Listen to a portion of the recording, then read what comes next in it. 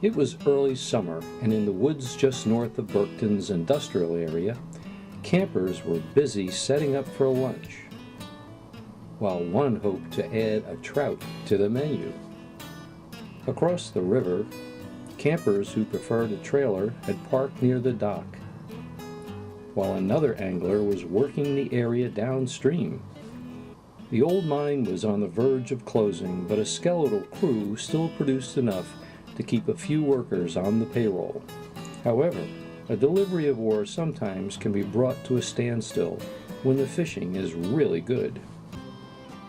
An earlier delivery did drop off a load at the elevator, where a crew was now preparing for a gondola car that would arrive later in the day.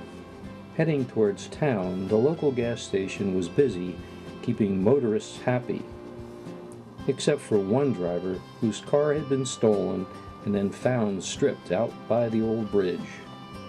Across the street, the lunch crowd enjoyed the best fast food served in the entire area.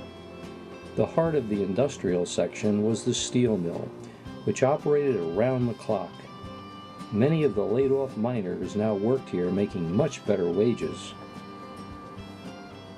Across the road, the fuel oil depot was quiet, the last tank truck having left the yard only a few minutes earlier. A short distance from the yard tower, workers were making repairs to the sewage plant after discovering a valve had frozen up from rust.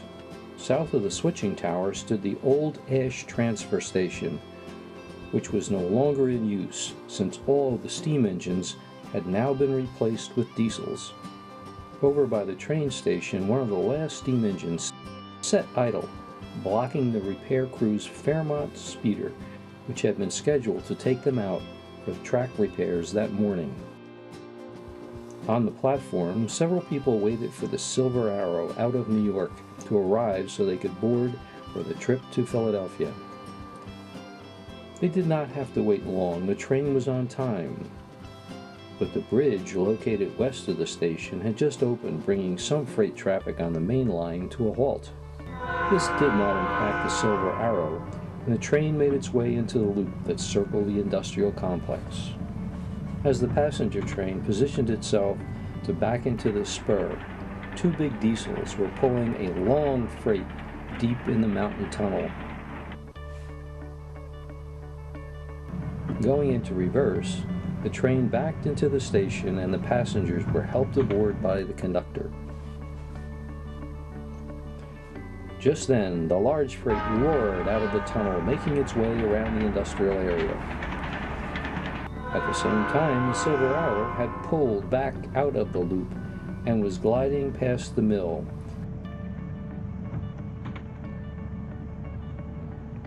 As the freight pulled alongside of it. Luckily, the last ore boat was now on its way downstream, so the bridge tender lowered the tracks and the freight rolled right on through.